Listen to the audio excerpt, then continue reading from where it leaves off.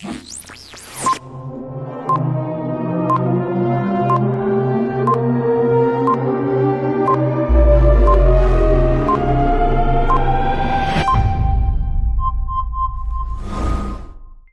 like to open our study this evening. This will be a little bit informative type of presentation. But I know we will be able to learn many things.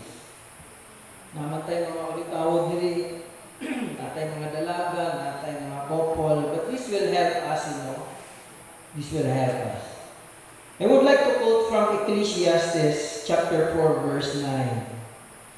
Two are better than one, because they have a good return for their labor. If either of them falls down, one can help the other up. But pity anyone who falls and has no one to help them up. Also, if two lie down together, they will keep warm. But how can one keep warm? Alam mo? Katsada. Natawa si Sir Radio. Salamat Sir nga, nag-smile ka. That means to say nga, yung maging gisunod ng akong libasa. Sakto po nang gikanta ni Ma'am G. Why have you chosen me? Of the millions. So naiuban nga, ingon nga, term ba nga, blessed is the woman who is last to the man.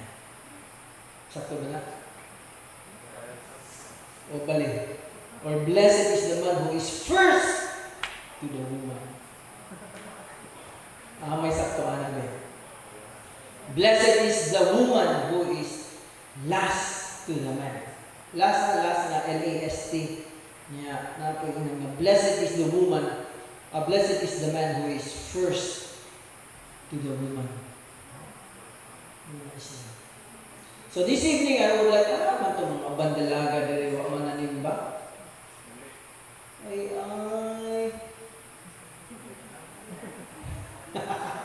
Okay. Dapat, kaysa di pa doon sila magminyo, pastor, dapat makabalo na yun sila na. Kung sa katupong naminyo na, basi na limot mo. 10 things every wife should know about her husband. So, kining material, di kanisa sa kanang paper-bound, gikan sa South Philippine Union Conference, specifically sa Family Life, Pastor, no? Family Life. But we can buy also some very informative writings of authors who are family specialists. They can also share principles and truth on between husband and wife. Pero kana siya, but there are issues good nga hindi na ito masabtan. Nasa libro, pero ang reality sa high needs. Okay. So 10 things every wife should know about her husband. So this is very general, okay? So muna ingon sa Bible, the man will leave his father and mother and cleave to his wife, and they become one flesh. So kumutan na ta sa uniqueness of a person. So tinod na siya, we are very unique. Ako na ako'y kaluha, but we are really different sa kaluha.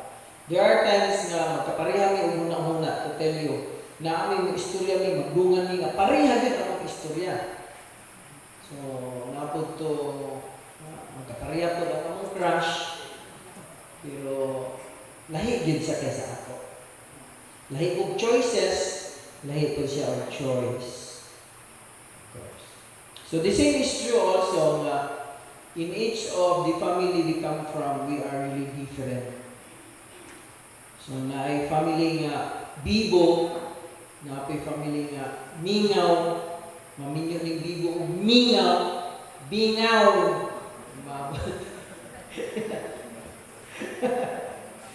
So that becomes very unique, no?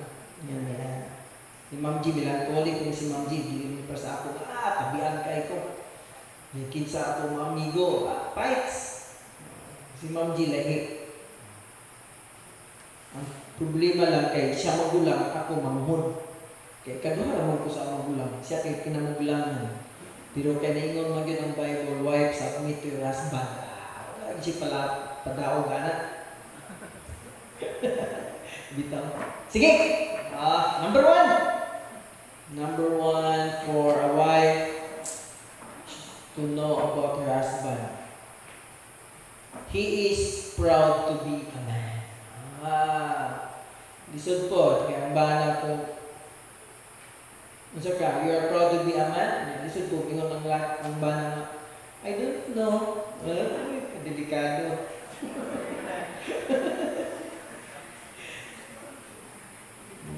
Matinog yun ang mga kanta na it really hurts. Okay. Yun din ni, let him feel he is the hero in his own household. Okay? So, yan ganit sa sulod sa balay. Hero na siya. Wala mong gabi extreme na gusto kung sa ginang pagkahero. Kaya ako namang yung butang, bisot sa ako, magsugo ni Ma'am G, ng paliton, di mag-yun ko. Bahala pag kinakusang kalibutan, di yung ko na paliton, bahala mo niya. So siguro ang ipasabutan niya nga hero, kana basta laki, he knows everything. Hero. Kapulong laba. Sakto ka na. Muluto. Manilhig. Makugo sa bata. Ano pa? Masagog ng tubig. Hero. Hero. Pero ang mga good hero, parang mga na siya na, pangin na siya siguro, pastor ang anak yung, he's a jack of all trades. Siya. So, sa mga asawa, let your man or your husband feel that he is the hero in the household. Ang ako diya sa balay, suguon ganit ko, may mo ko, suguon, king, suguon, naman ko dahil. Maghugas, ikaw po, di mo si Ate King niya. Nahin ba pa mo, kahugas ko pagplato? Oy, King, hugas. At least, makabato na po ko, hero. Hero! Ayaw ko hugas. Okay, admire his good points. Of course, kaya picture na daan niya. Actually, hindi nga decision tanan sa PowerPoint kay Ma'am Jeannie, hindi niya ako. So of course, kaya laban ako siya. Dawat na yan, alam mo balik akong trabaho. Okay, ano ito? Job success is supreme. Kung sumugid din na, kung malalaki, ganun din na, ang ilang pag-succeed sa ilang work, ilang din na supreme. Kung ano yun, importante yun. To an average woman, home is her top priority. But to the man, it is his work. Pero sa ako bitaw ang sahay, no? Ay noon, in general, mga babae, ang wife, they want to have a home that is neat, it's clean. Ako di kay ko, kung kay ko nga, abot sa balay, gusto na ako nga, one good food, kini, ang balay, neat and clean, hindi ko nga higa sa sala, limpyo, of course, but generally, limang good observation, mo gid niya ang nakita sa author that the woman, average woman, home is her top priority. So, posible siguro, mga gamit susunod sa balay, may ba niya ang ipasabutan kanang mga kinahanglanan susunod sa balay, pero sa mga bana di ay ang iyang work. By virtue because it is a principle that the husband is the breadwinner. So muna nga, kinahanglan yun nga, unsa ang Next, help him to achieve his ambitions in life. Ngayon na gusto kong magpuanay, kung ngayon ani, ay, kusik-kusik ang pagporta. Wala na. Hindi na mag-bright. Hindi ko, no? Bangan. Gusto ko man. Okay kaya na pa ang inyong plano. Makaya lang mo. Ano siya. Then, allow him to grow professionally. Okay? So, kung ano yung bala gusto, bala eskwela pa yun. Eskwela ha! Na, inyo pa din, sa pagin mo gusto, mga eskwelahan. Support, allow him to grow professionally. Dili lang ini nga eskwela. This does not only limit itself, sa pag-eskwela. But of course, if he wants to further his understanding, probably to go to places for seminars and national work, then support him. To buy volumes for him to read, to increase as well his knowledge of his field of interest, then support him. Okay? Then develop his potentials. Number 3, he shows his love in tangible terms. So, sa magipasabutan, love should be frequently expressed in verbal terms. The love in the words. Tsada na. Hindi. So, sa ato pa, kini ang asawa, ngayon, dito pasok, sakto ni pasok, nang yung asawa nga, I love you, Tay. I love you, Dad.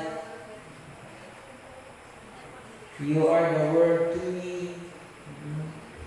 That's a lot of Leah.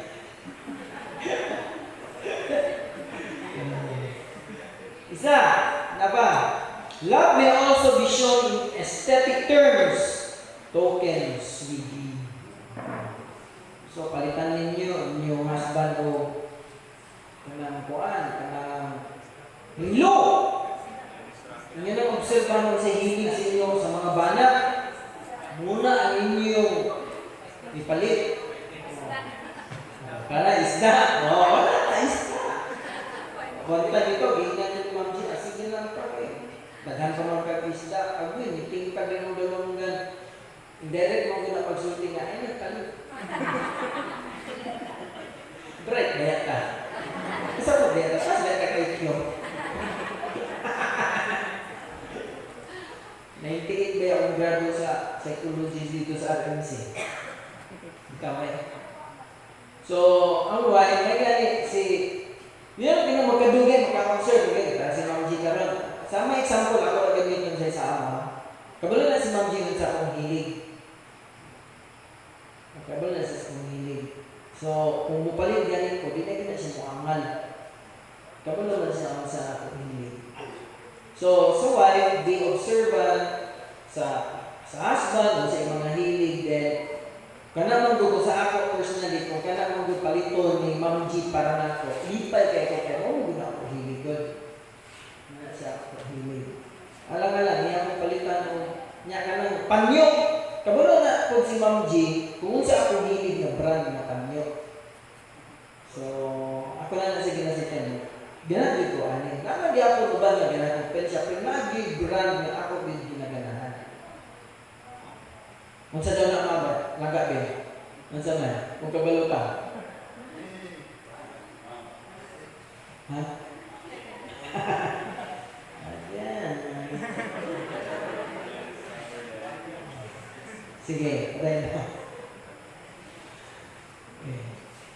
Dahil, another thing, wife, you have to understand that your husband makes decisions differently.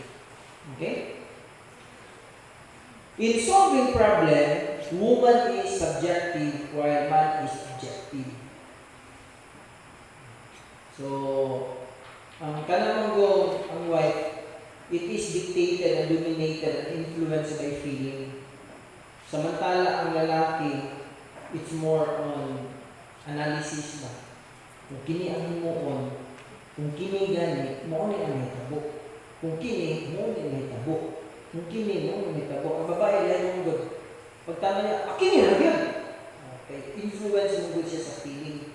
So, ang laki, different. So, ang laki is more on judgment, is more on skills. Then also, wife uses intuition while husband uses skills of reason. Okay? So, wala siya. Kung naan niya, diretso. Pero ang sa laki, lahi ang mga bana. Muna nga, there are times na magkalalis BDI ang husband and wife because lahi ang approach sa wife in solving problems against the husband. But of course, muna siya nga gina-encourage kini ang ato material is to let wife know to understand the husband. Okay? Next, a man likes his wife to remain attractive. Ay, kaninda. If ever he was tempted elsewhere, be sure that when he arrives home, the temptation is vanished in the sparkle of his wife's beauty and the perfume of her embrace. Okay. Sana siya. Tinod mo yun eh. Pagsaman. Ikaw, Pastor Rosales. Tinod ni sa imo? Tinod. Ikaw, tatay. Tinod ni? As engineer. Ikaw, engineer. Tinod ni sa imo, engineer? Tinod. Ikaw, Pastor Villaserda. Ikaw, Sir John. Tinod na. Sa ako, tinod din eh. Muna ako sa si Ma'am G, ako ginansawayon nga. Musa nina ganit ka? Ayaw alam. Basta nakasanina na. Dapat, pag sanina mo, may paggawa sa mismo kami ng mga banak, kaya ako nga banak, ay medyo. Ano ba? Oh. Ayaw yun mo.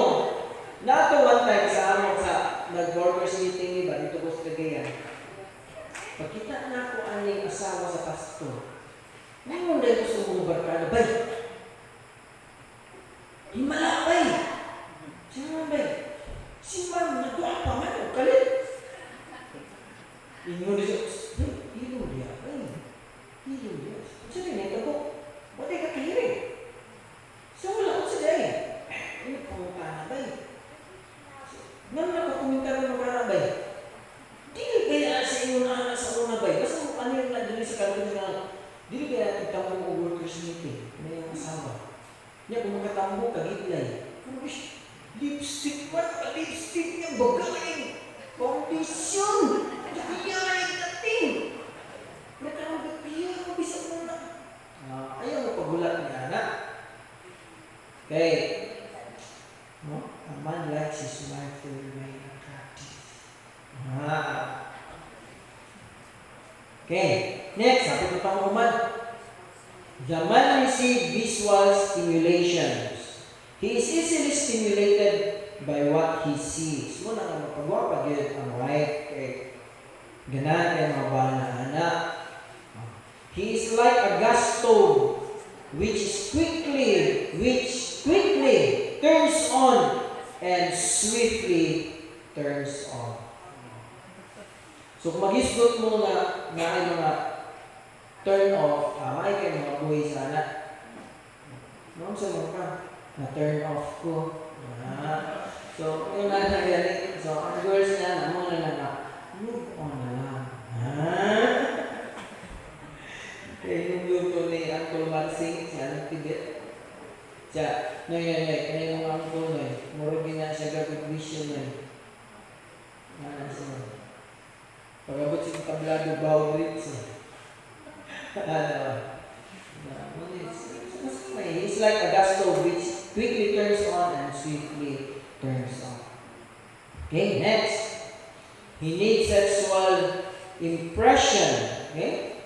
Wife should understand the needs of her husband. She alone can meet this. Okay. She must recognize that man's need is different from hers. Okay.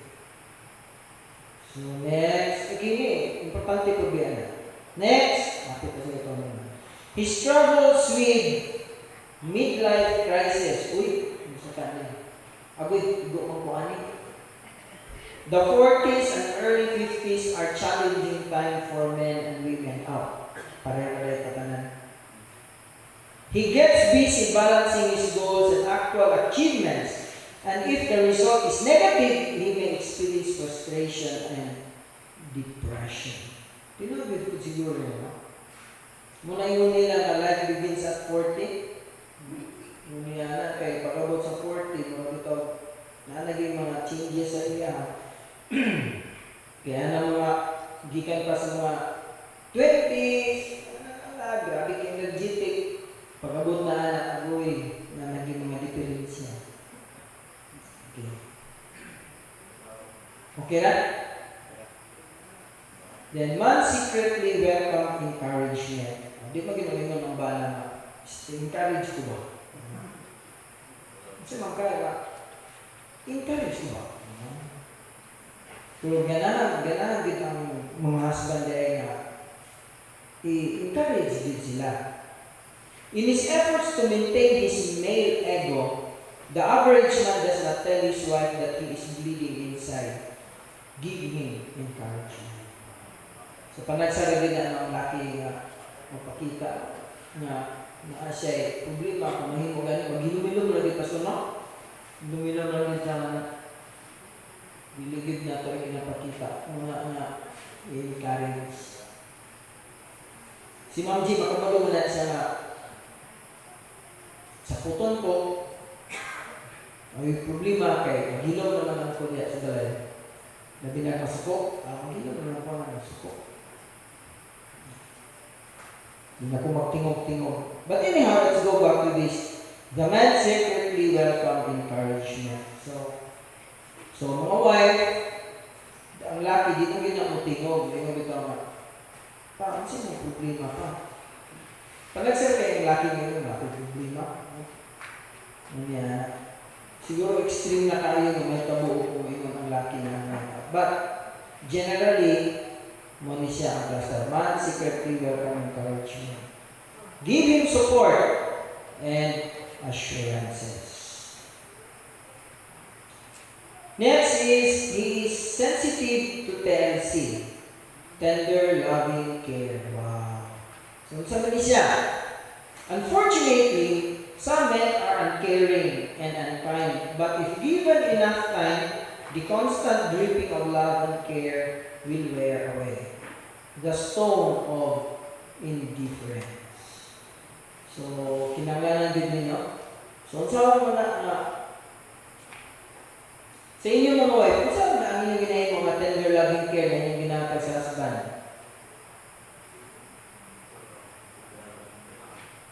Kalutot ang likod. Ha? Oo. Naapoy mo kalot na pinaduot. Umahin mo pa, hapit at lamang masamad ba? Or, kuan, ang hindi tayo yan ka na, hiluton. Hiluton ka. Gikan ka tinis. Kuan, magkapit dito ka padali kay hiluton ta ka. Ganahan kayo kuan na, stilat. Mag-drive ka, mag-drive. Hiluton ka, uy, hiluton ka ng driver. Dili magsigula na. Ikaw to, kapoy na kayo drive niya. Mahimong tapad, sige nga. Hindi rin na ka. Hilot, hilot. Parang makaunod. Naitubig. Hilot kayo na. Kung dili sultian, di pumuli mo. Pero si Ma'am G, kay taas ng IQ, automatic. Nasa na yun eh. Love your husband, meet his needs, let him function his role as a hero, a man of authority, and of course, a lover. Okay. So, nindot, no? So, kita na yung mga bana, mo yun na, kita mo na yun tayo personality nga. Nga nani kita, bana gud ta bana. So, ang mga asawa mo sabot yun sa kanang ang pagkabana siya ang pagkabana sa ilang pagkabana. So ato balikon.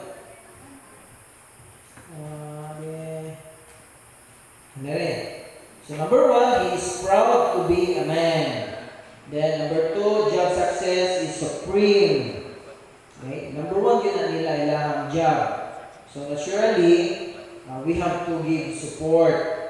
Then next is he shows his love in tangible terms. Okay? Ano siya?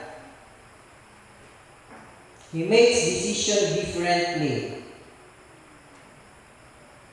Then, a man likes his wife to remain attractive. So, something na siya mga asawa. A man receives visual stimulations. Then, he needs sexual expression. And he struggles because of aging, then he struggles with midlife crisis. Therefore, the wife must give support. Also, wife, encourage also your husband. Then, of course, then tender, loving care. So, di ginakalimtan. And muna niyo ang final statement that wife, love your husband.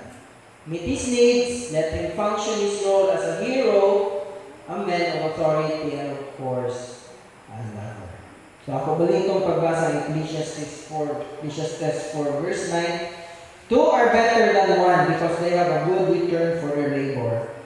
If either of them falls down, one can help the other up. But pity anyone who falls and has no one to help them up. Also, if two lie down together, they will keep warm. But how can one keep warm alone? So understanding each other will make the marriage life happy. Even despite na ay mga differences, kung may mga kaya na ay mga panagbangi, panag-away, panaglalis, but of course, love in the home and between husband and wife will still reign in the home. So I hope this presentation will remain not only for husbands, but also the wife.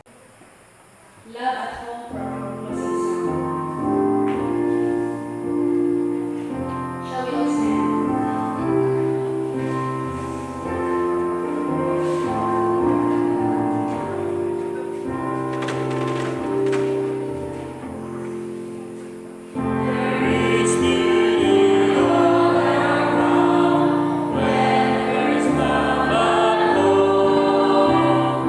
There is joy in every